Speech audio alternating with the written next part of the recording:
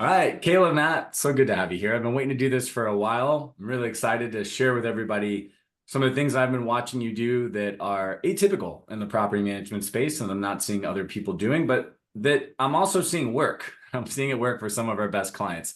I thought you guys were the best case study to share. So hoping you guys will be as giving and generous as you can today about what's working for you guys. So let's give the listeners kind of some context on who they're talking to. So Matt, as founder and owner of 1836 Property Management, would you mind just introducing us to the company, kind of size, location, and typical client?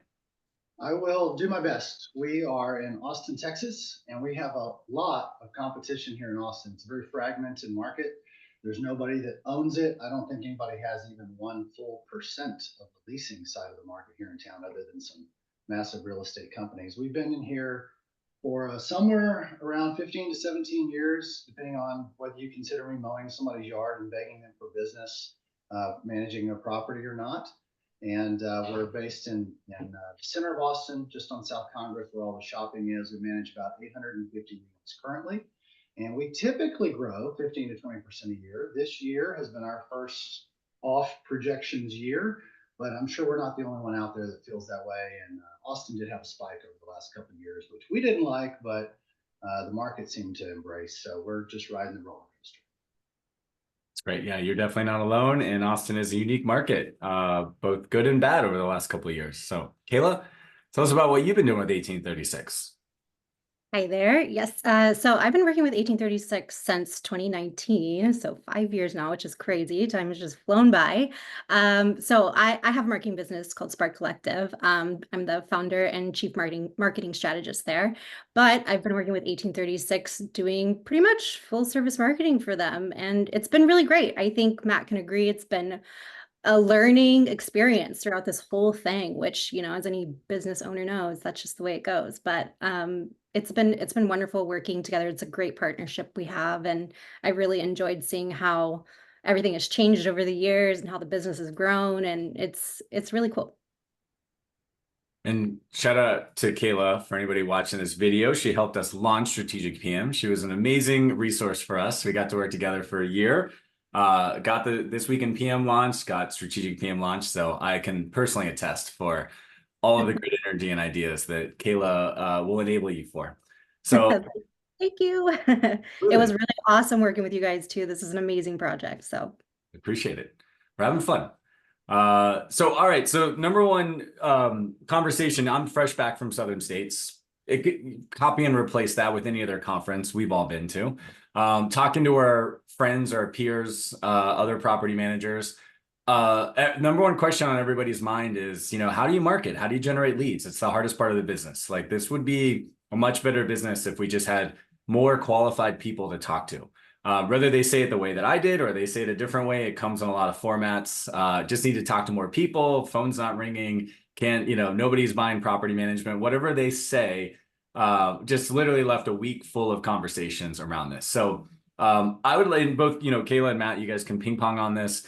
Just kind of walk through what expectations are at 1836, a month or a quarter. I know we're in the middle of summer, so you can use different months, but how many leads are coming in? How many deals are being closed? How many are sales qualified? Just kind of walk us through what I would expect if I sat down in the marketing department of 1836 on any given Wednesday. I'll give you some broad brush on the numbers there. I don't know if we have enough time to even dig into all the stuff that Kayla does for us, because nobody wants to attend the marketing meetings. They're too detailed. It's too far. I mean, it's just nuts, the stuff that we have on the calendar or that we're discussing. We can't even get to it. Nevertheless, the high level is we drive about 125 leads a month. So the question becomes, are those garbage leads or are they good leads? Glenn, Gary, Glenn Ross, what's the good leads? And it just drives me nuts when we go to these conferences and the same conversation is going, and there's never going to be enough leads, right? And then if someone gave you 200 units over the next 3 months, you couldn't manage it anyway. So I think the whole concept is, how do I build pipelines of decent people that I can close at decent revenue rates and have good relationships, because these people are educated, they buy into what we do, and they're sticky, right? They like us, we like them, and our employees stay because they're not getting cursed every day because it was a bad match. So about 125 leads a month is what we're expecting. Closed deals, if we look at not total leads, but if we look at valid leads, we're looking at somewhere around 20% of those in general. Got it. 20% being valid, meaning is it that the other ones are invalid, or is it just that they're a little longer term and going to need some nurturing? Would you want to put any color on So that? we're good with the nurturing. We're good with all that. But if they call in and they say, I'd like to rent my house by the room, we don't do that. If they call in and say, I just want you to lease the property, lease only, we stopped doing that about 7 years ago. We don't do that. Got it. So it has to fit what we are marketing towards and what we deliver. Short-term rental, we don't do that. And so the valid is we consider in our lane, if you will. Perfect. Great. Thank you for that. Thank you for that clarification. So about 20% are qualified within very specific parameters that you're talking about, which I think is really good. First of all, it's a whole nother story. Know who your ideal client is, right? So you're not chasing the wrong people, because that's all time and energy and follow-up that is noise if it's not the right person. And then out of that, what are you roughly closing? Just to repeat that again. So, yeah, we're 125 leads a month. We're closing about 20% of those that we consider valid. So 125 is gross. I guess we could back in the math, but it may take us a couple minutes here. But the net closure of the valid ones we get is about 20%. Got it. Okay. Got it. So you're closing 20% of the valid leads, but you're not sure what percent of the 125 is valid. Sorry to stick on this, but I think it's actually, let me back up. I'm Yeah. gonna back up. All right. So I'm looking at my notes now. 20 was stuck in my head because my colleagues and I have talked about that being a reasonable closing rate. I'm going to correct myself all the way across the board. You can edit this later. About 20% is all leads. We're closing, if I look at this, about 35% of valid. So I stand corrected. Okay. So 35% are valid, and then you're closing 20% of the 35% on a monthly. 20% of all, 35 of valid. Got it. Of all, yeah. Okay, perfect. And if you don't have this in front of you, that's totally fine. But I know not all sales cycles are exactly 30 days, right? So you may be closing leads in August that you brought in June. Would you guys kind of have a sliding scale on that?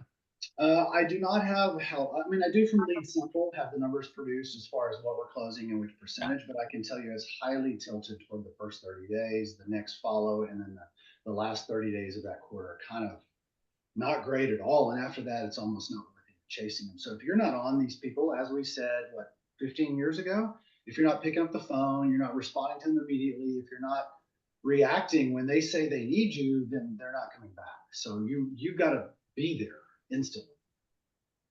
Perfect. Thank you for sharing that. Thanks again for being so transparent. That's great. These are great numbers. I think a lot of people watching this are like, that is not my business.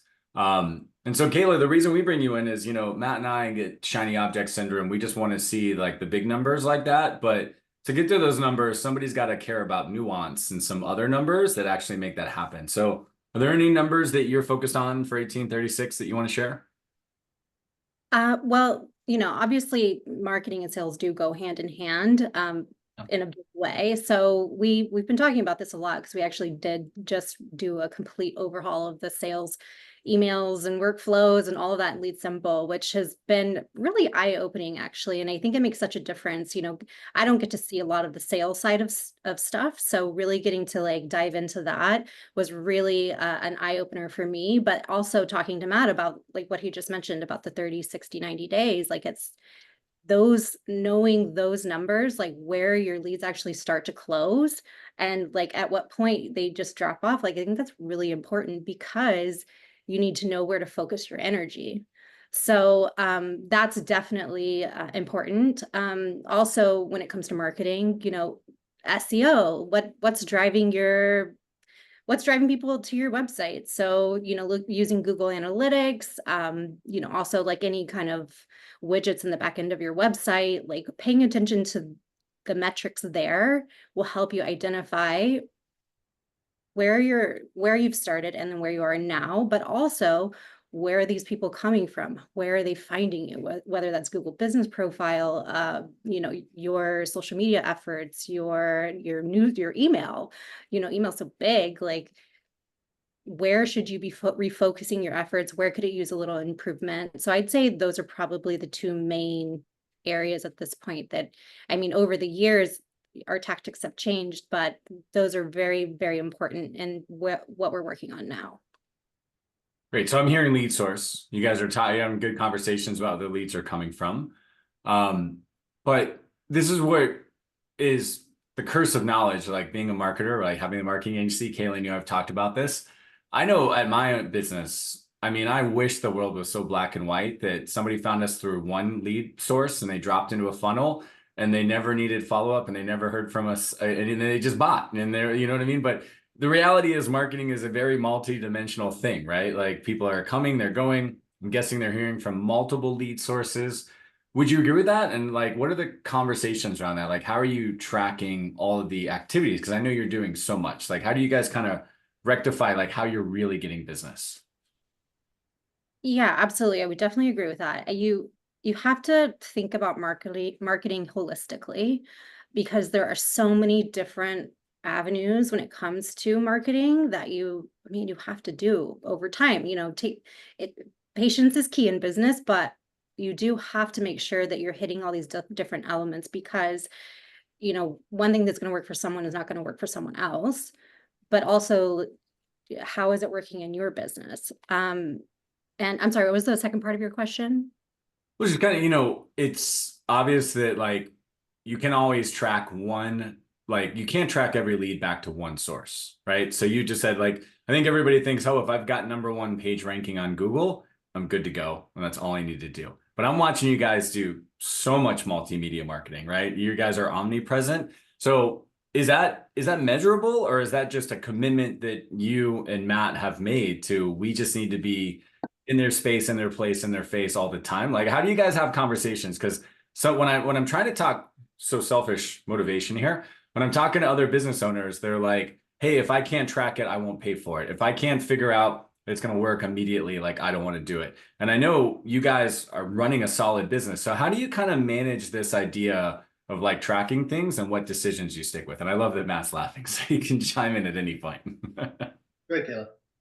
So two things on that. 100% we plan, plan, plan. Like it's that same saying, like what is it? Fail to plan, or what is it? Yeah, fail to plan, you plan to fail.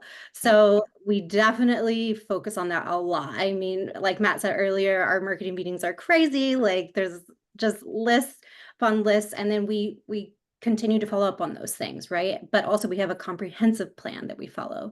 When it comes to measuring things, we do measure. We measure social media, we measure our newsletters that we put out every month. And then also we use Lead Simple that, Lead Simple has a marketing reports and, it tells you where your leads are coming from and at what percentage or count and that kind of thing. So looking at those regularly, I've definitely been looking at that a lot lately as we've been working inside of Lead Simple and fixing those email funnels, or not fixing them, just adjusting them to where we're at now. And then also, Google Analytics, like there's just so many things that you have to make sure you're taking a look at and keeping track of. And it can be overwhelming, but you need to do it. You just have to do it. You have to know your numbers and you have to know what's working, what's not working. And so and that way, where you can adjust. So my takeaway is it's too complicated to give away like just on an interview like this, but you guys know that your numbers lead to the result you want. And it's not as simple as what I think a lot of people hope it is, which is like, I get a lead on a Tuesday. By the next Thursday, it's closed and I know exactly where it came from and I know exactly how much I spent on it, which is the holy grail of marketing. But I also feel like that can be an enabler not to do things, to just basically like not market. Can I take this one, Kayla? Yes. So I'd like for us to back out a minute and give some perspective to what we're all dealing with, the environment in which we're in, and the good fortune that we have of being in a healthy economy in a functional country. We have less than it's a fraction of 1% of the market in Austin. The pie is so large, you don't have to master everything out there. You need your slice of the pie and you need to figure out what that is. But when you have all these folks come to you and they say, I want the answer. What's the answer? Where do I do this? Can I just do, I just buy this one gun and I go out and there's one deer? No, you need to be willing to fail and test things. So I keep pushing Kayla and her team all the time. If they send me something, I'm like, great, looks like that's the A, where's the B test? be willing to put your money and your time behind testing everything you do, and then be willing to get rid of what doesn't work constantly. Because if it was as easy as, well, you just do this, everyone would do it, and then that would no longer function. So you've got to be willing to put your time and resources and capital into testing what's out there to find out before all your competition does what is functional or not. Now, beyond that, that's just, can I get someone to submit your information, or can I get the phone to ring? That's just the start of it. Think about the integrity you have to have for your team to have the knowledge and the resources from blog articles and everything else to then be able to explain what you do and why you're better at it than now. So getting the phone to ring is one piece of this marketing puzzle. But we discussed this, Jeremy, 10 years ago. By the time they pick up the phone and call you, they've Googled, they've researched you. They're only calling to find out if you're the person that you present yourself to be. But then if you get them on the phone and you say, well, tell me about you, your situation, and you can deliver results that you already have pre-prepared that fit their need or situation, which is all marketing, there's nowhere else for them to go, right? I mean, somebody else can offer them a better deal, and then that's not the client for you anyway, if that's what they go. So I just feel like there's just so many layers to this puzzle. It's not, can I just drive traffic? It's, do I have the integrity to even have my team know what we're doing at all times to speak to that from a value proposition? Wonderful. Fantastic interjection there. And I completely agree. I love how you took it back to the market's so big. There's so much opportunity that you just got to put as many my words, not yours, but put as many irons in the fire, be there when they find you, know that they're going to touch you several times. And by the time they actually call you, they kind of know they want to do business with you. And then it's just your job not to lose it at that point, right? We had a competitor in Austin that was on, I want to say they were on YouTube, and they were doing some wacky stuff. And I'm not going to name them, they're good humans, but they were doing wacky stuff. And they were driving numbers and their business was growing. And that was their lane. I don't want to be wacky on YouTube. And that's not my lane. And it's okay. The pie's big enough. So I think find what works for you and really then start testing it and seeing if you can dominate that avenue versus trying to broad brush it or trying to guess or trying to follow the herd. Yeah. Okay. Great. So we're going to talk about that in a second. I'm going to put a little side pin on that. I want to talk about brand personality because you guys do a good job. So that's how I took that. You're saying, hey, we're not the wacky guys. We're the educational guys. We're the serious guys. Like, cause I've seen that. I mean, serious with, an asterisk, but you're professional. And you've mentioned that you've used that word a few times, which I think is great. But what I'm taking away just on that, because I think it's really important, is you just like, again, I don't want to put words in your mouth, but so what I'm hearing is you see so much market opportunity and you know that you've got the right product for the right clients. You just need to make sure that you can find those people and they can find you. And you're willing to try anything to make sure that they come to you because you know once they're in your kind of sales system, you guys will convert them and you have confidence. And so again, don't want to put words in your mouth, but I'm hearing this, like I'm sensing like you got confidence that you got a great product for a very specific client and you know how to convert them. And therefore you're willing to try any newfangled technology, TikTok or LinkedIn or, whatever, mail pigeon, as long as they bring the right people to you, you're down for it. Is that fair to say? Yes and no. I think I'm down to test anything. Yeah. And Kayla pushes me on a lot of things that I don't want to do. I'm not terribly old, but there's a lot of stuff social out there that I don't like. I don't necessarily want to do. And then you'll notice every 2 years or 3 years, there's a new fad. Oh, this is the new app. This is the new platform. This is the new. Yeah. I don't want to be new. I want to be tried and true. I want to be here when all these other platforms cycle through. I still want to be standing. So for me, I'm personally, I have a Facebook account. I don't ever go on it. My wife tells me what's happening in everyone's family. Kayla will poke me every once in a while and go, hey, we need to look at this or do that. It is not my jam, but we need it for the company. And she effectively takes care of us. And so when you have someone that's a partner that is that good, they should push you to try things and you should be able to trust them to lead you. But I'm still not going to be wacky. Yes, professional is what we want to be, and we still want to be standing, and we want to be honest and have integrity. And wearing a clown suit to get attention That doesn't scream integrity. Good clarification. Kayla, If go I ahead. could And add something to this, I will say that is definitely something that I'm so glad you guys brought this up, because over the last 5 years, building that brand personality for 1836, that professional personality, has been something we've really, really focused and honed in on.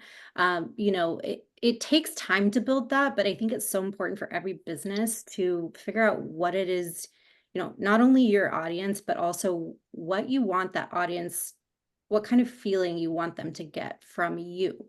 So, and how to do that, it's what you project, right? So what does your website look like? What do you post on your social media? What kind of video content are you putting out there? What kind of newsletters? Does it look professional? And that's something we've really been trying to, I mean, specifically for 1836, trying to build into the business, the marketing strategy in new ways, is this is what we want. These are who our clients are. This is what we want them to see about us, to know about us. And this is how we think we need to do that. This is how we think we need to display ourselves to get that across. And so over the years, that has been, we've worked that in by, doing a whole new website, just recently doing the sales email changes, and then also, redoing all of our newsletters. We send out quite a few newsletters every month, and we just rebranded all of that. So I think it's just really important. Every business is different. So whether you're a wacky business, or you want that professionalism, or you want, something completely different, figure out what it is you want to display to your audience, and then hone in on that, because people are going to react to you based on if they trust you, and if they connect with you because of that, because of what you're displaying. Jeremy, can I speak to one point that Kayla brought up? I'd like to just share with the listeners. Go for it. She threw something in about our website, and I think that's a really good example of the attention to detail that someone like Kayla can bring to the table, but also the attention to detail and the patience you need to have if you're going to do something right. I've been to these conferences. I love that we have great vendors, but if you're buying something out of a box, so is everyone else. And it's not going to get you to number one, right? No one ever went and bought a car and then won the race. They had to build it, right? They've got a team. They've got all this stuff going on behind the scenes. Our website alone, Kayla was the manager of the build. We had a graphic designer, a copywriter, a team that actually could put it together online. And we strategized the entire thing before anyone ever even looked at images or keystrokes or anything else. Kayla built it out on paper with a sketch, like you would a chart. And so how long did that process take us? 18 months?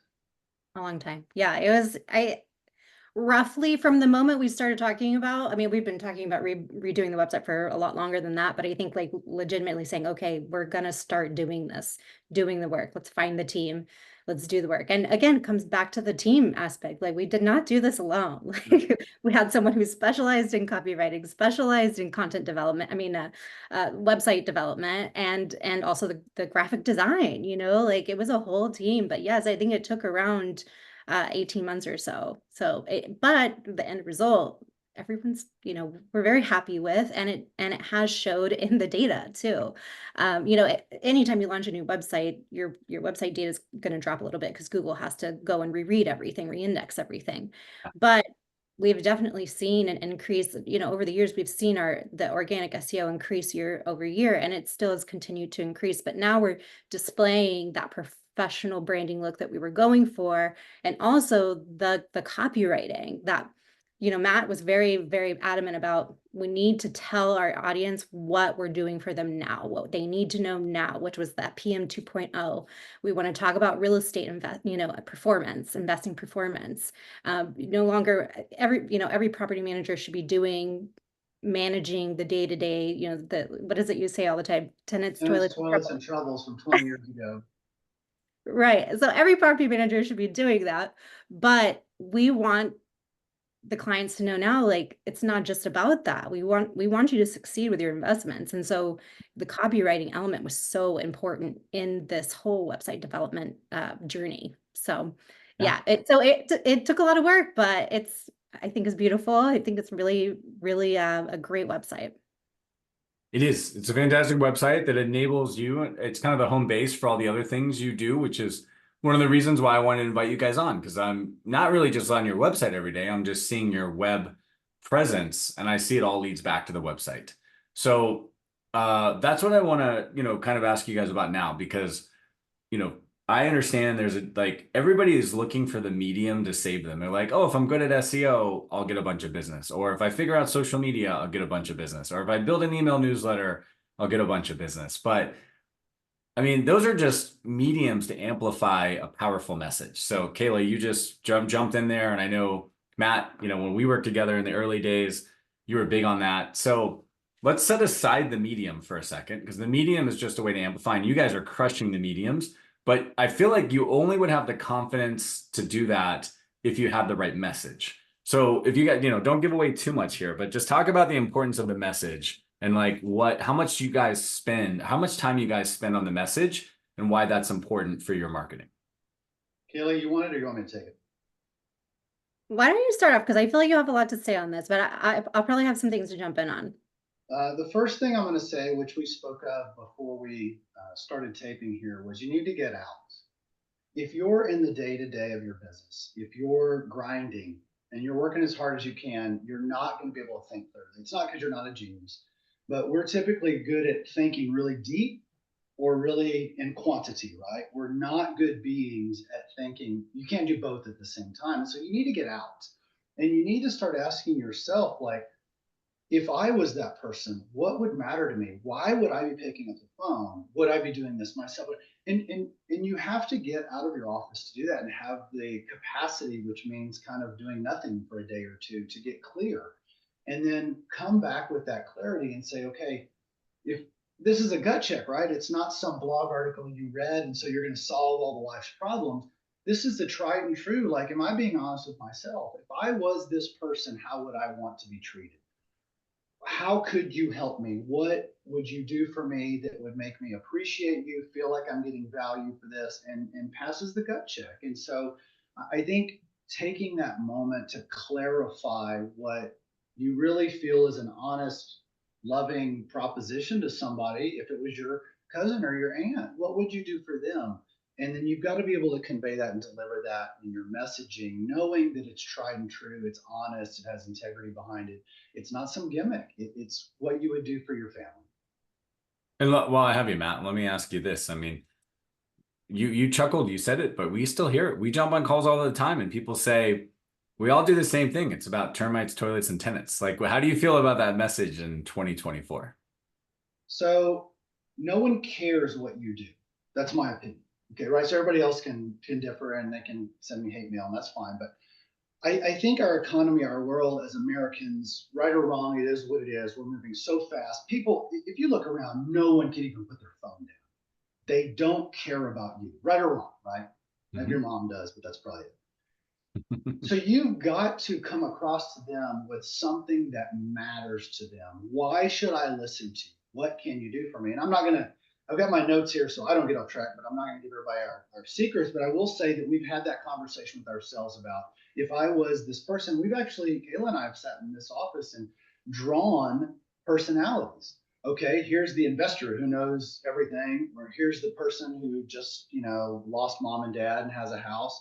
Here's this person, and we've drawn those people. What do those people look like? What do they feel? Where are they in their life? What are their needs? And I think really talking about how you can help them and solve their problems is the answer. It's just no longer about us. And so if you want to talk about yourself, it's got to be indirect, or how you help others, how you build those bridges in relationships.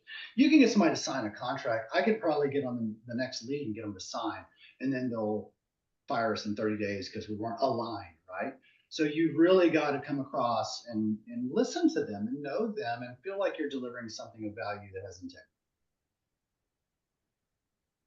Perfect. Kayla, you want to add anything to that?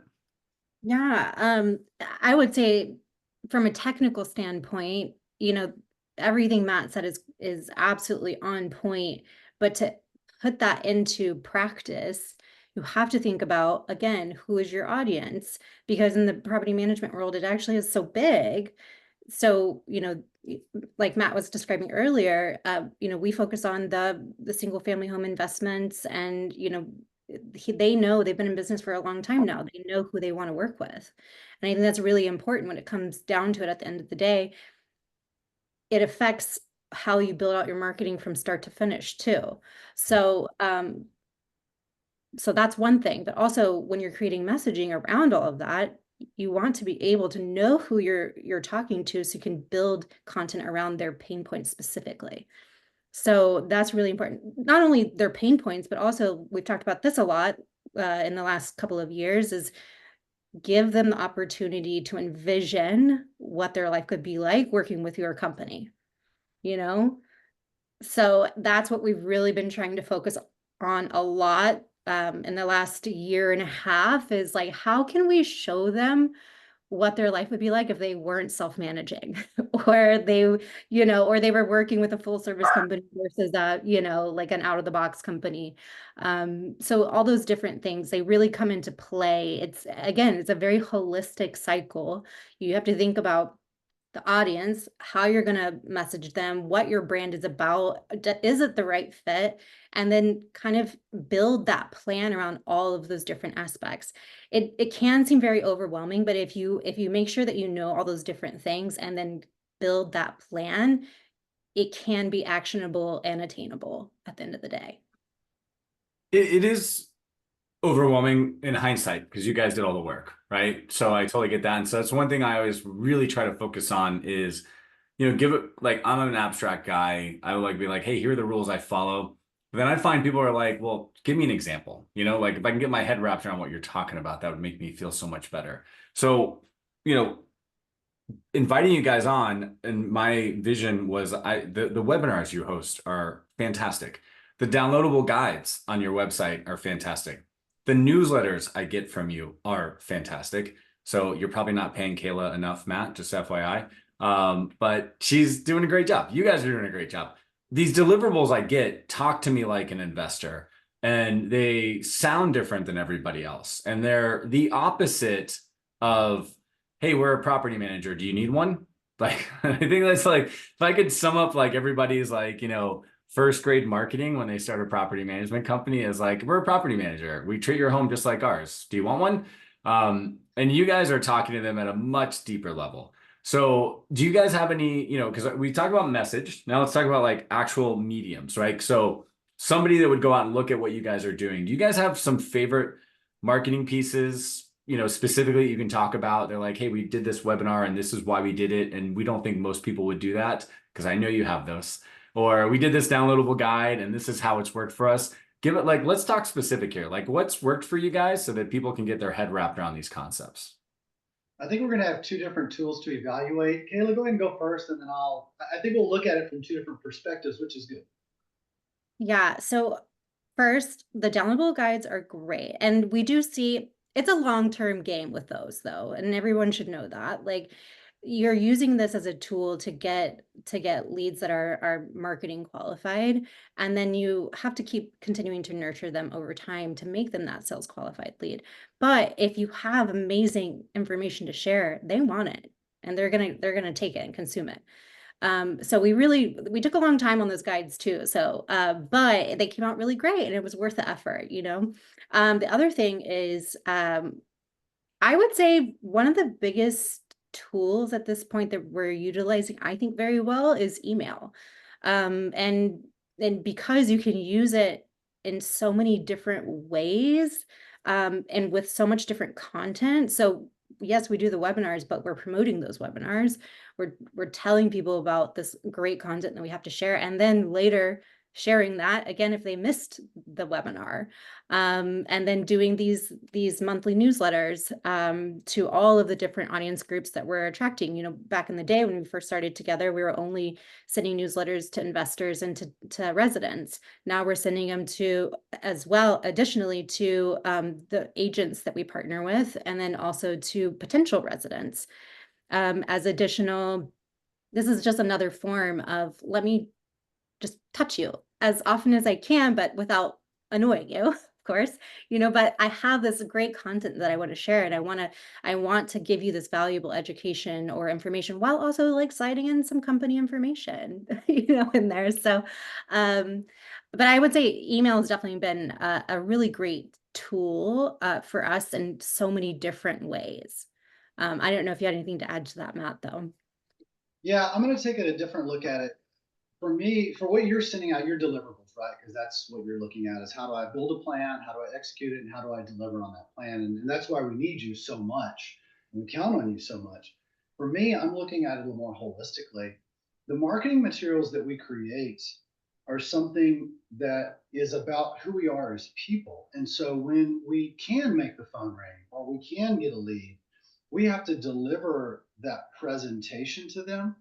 And don't underestimate the effect that repetitive language and I'm going to use education instead of indoctrination does to your team. Because when you keep saying, this is who we are, this is what we deliver over and over and over, and then they have a conversation with an owner and the owner goes, well, I don't want to pay that bill. I understand you don't want to pay that bill. It's a lot of money. However, as an owner and this is who we are. And this is why we are who we are. And they start reiterating your external marketing internally to build upon that cycle so that you become the person you really want to be. So I think it has a lot of facets. When you ask about the favorite thing we do, I love my competition in Austin. There was one person who used to do a lot of MCE courses, and I respect that he went out and did that. He got a lot of, it works for him. I'll just leave it at that, however that works. And I respect that. I've never seen one other property manager in Austin create their own events that weren't just about buy this house, I'm going to do this for you today, and it's a closed deal. No one is going out and opening themselves up to, can we just be open? Can we just welcome people in? Can we invite you for food or drink? And we do things every month, whether it's with the team, whether it's with vendors, whether it's crowd, every single month. Before COVID, we put a big deposit down on our big event center to do our first open house. COVID happened, we lost the deposit. It's all good, right? But we're doing our first open house again. I don't know if you've ever been to an HOA meeting. They're brutal. Nobody wants to go to an HOA, right? It's the worst place you've ever been. I never want to get in that business. But we have to put ourselves out there and be open to criticism as well as praise and just be present. And those people that are there, that are willing to show up, are willing to build those bonds with us. And we have to keep building those. So I love the events we do. I mean, some are as easy as tailgating at the UT game, some of the open house, which are much more meticulous to put on. But we try to do something every month. That's a great point. So I've seen this, and I'm actually so glad you brought that up, Matt. The event. So I'm thinking through the strategy of multiple touch points. So I think that I'm showing up being guilty of what I'm telling my clients they're doing, which is too short of expectations. They're saying, hey, I'm going to make a social media post and that's going to turn into a lead. What I'm watching you guys is you'll send an email and a social media post to get people to an event. Then you'll nurture them at the event, and then you'll follow up, and then eventually you'll turn them into a lead, right? Like you're doing multiple things throughout this It's beyond that. They may never actually turn into a lead, but they build a relationship with us. I'm going to use real estate agents as an example. And then they refer people, or, they meet a cousin who then has a house. So don't underestimate the power of community. And the impact you can have by being the good person, being open, and just shaking people's hands and giving them food and drink and being a kind human. Yes, totally. They're in your influence at that point. You've created trust without a doubt. And again, we forget, like we live in this industry. We just assume everybody knows 19 property managers because we know 19 property managers in Austin, but your average guy or gal doesn't. They come out, you're the only one they've ever met. You're certainly the only one that ever invited them out for food and drink, as you said. And you're just basically hedging the bet on that referral, which is amazing. But it's a relationship, and you don't go to somebody. Your name is not Jimmy Gimme. You don't go to somebody and say, I want. You go to somebody and say, it's nice to meet you. Tell me about you.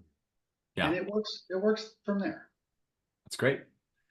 Yeah, absolutely. I think you can circle back to that point of like building your brand advocacy is if you build on your brand and you display what you want people to see, and then you display it in whatever different medium makes sense to you and your business, and you keep doing those things, you have to keep at it and test and whatnot.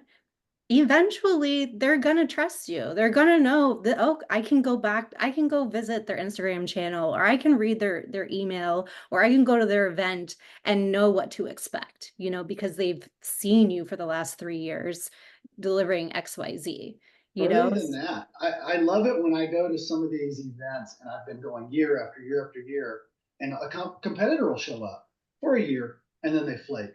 And I don't have to be the be all end all of these people for a referral. All I have to still be is there because they've seen me so much. They know I'm at least consistent. They feel comfortable with me. There's a sense of, yeah, he's a good. I always joke, property managers don't need to be Superman. The bar is so low.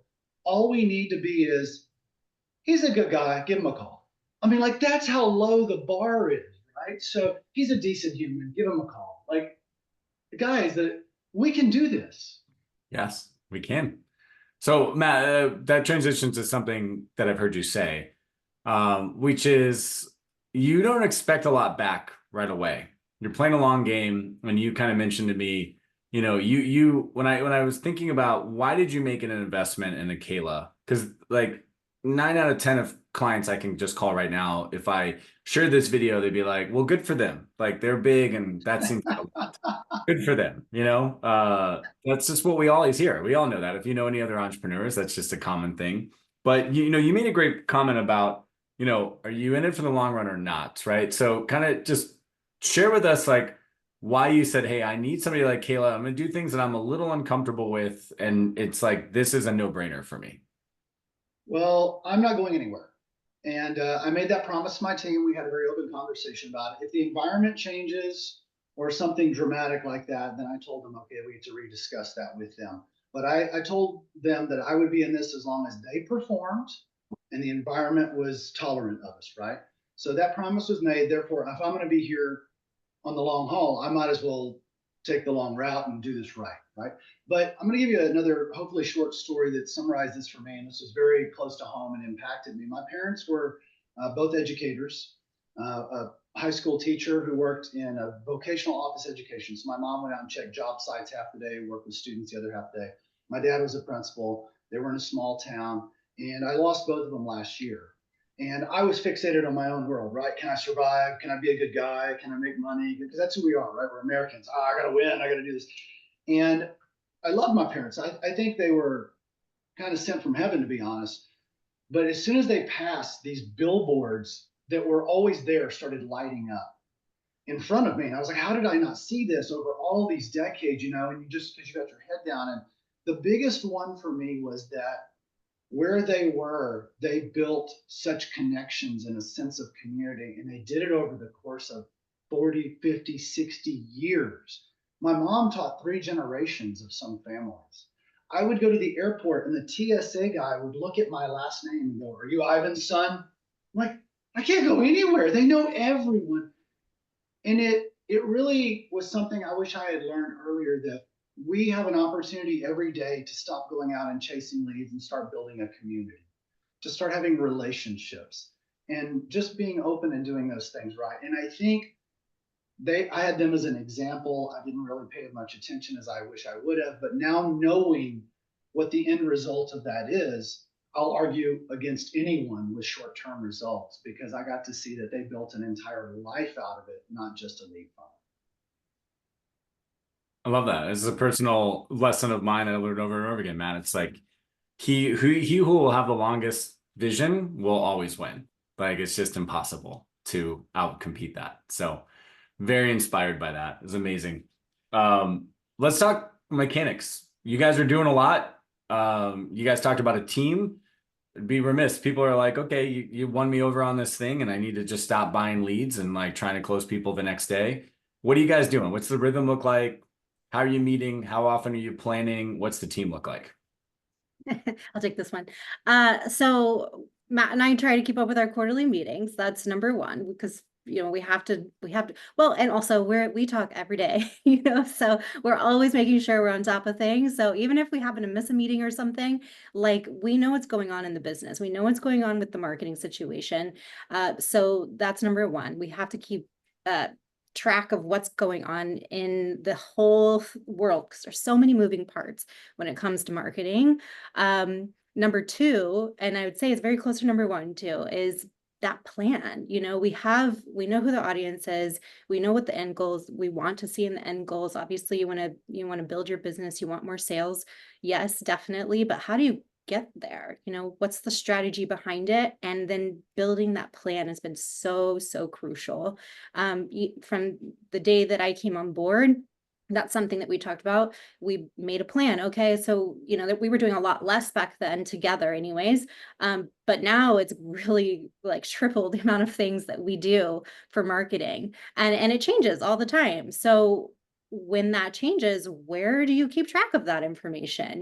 So you have to have, we don't only have these marketing meetings, we have one big comprehensive like marketing sheet where that's our plan, that's our high level plan. So we can see it from that grander scale holistically, everything that we're doing, and on what kind of time frame, how often, what's the purpose, what's the messaging, who's going to be a part of this webinar, and all of the different key players in each of these different things. So you have to have that plan so that basically, so you don't go crazy, because there's so many things that are constantly moving in marketing, and then also with your plan. And also having that plan allows you to see where you can reuse content too, which I think is a really big thing that a lot of people miss sometimes when it comes to marketing. They think they just always have to constantly create new all the time. And while yes, you do want to stay current, and if you have new information to share, some new article came out that you're like, oh, we need to like talk about this too.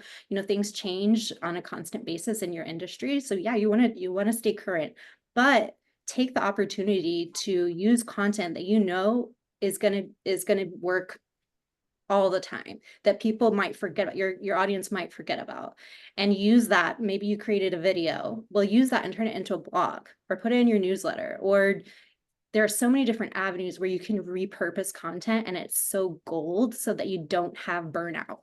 Because I think when it comes to marketing, a lot of people as an entrepreneur, you have to wear so many different hats. So when you have to think about all these different things you have to do, it can get overwhelming. But if you have a plan and you think about it, and you make sure you stay actionable with that plan, it becomes a little bit easier. It becomes second nature in a way.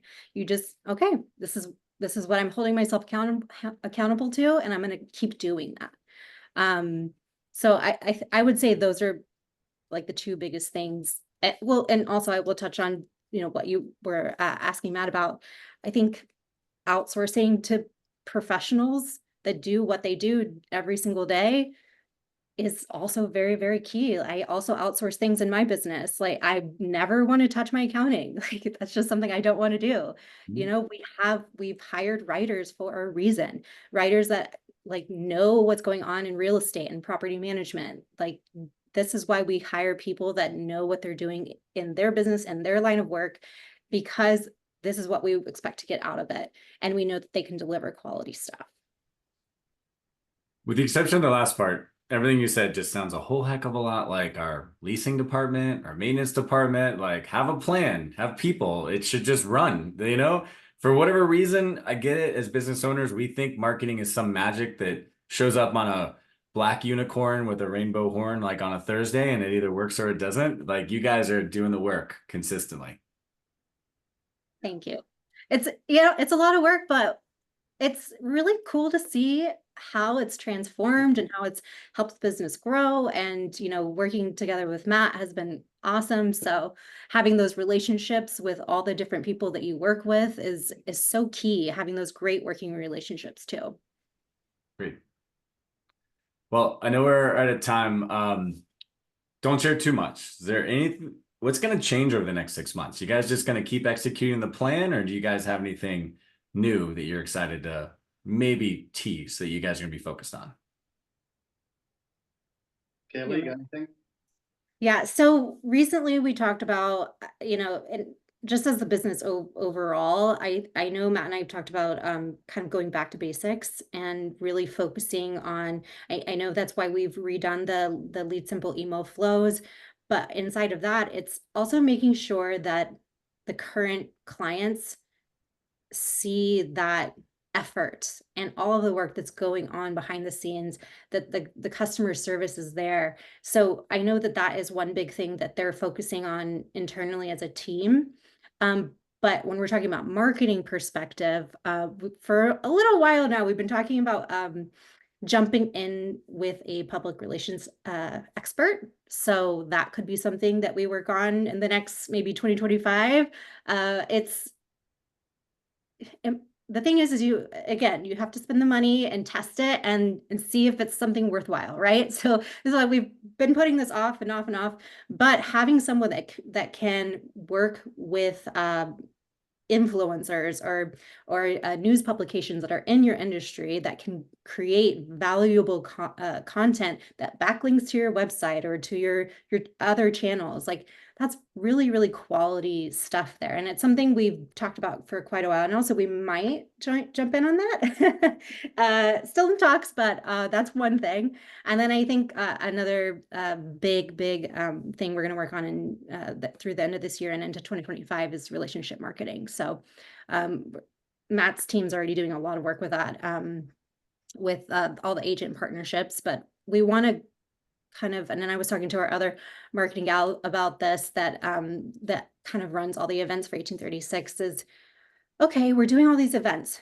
but how can we bring it full circle with them? You know, like what does that look like? We're going to these events, we got their contact information and we want them to send us clients, but we don't want that to be the end all, you know, like we want to continue to like keep them informed and in the loop. And how can we develop this further to make sure that they're continuously getting some kind of value from the company?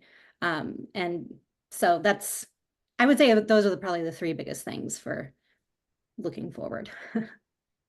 Love it.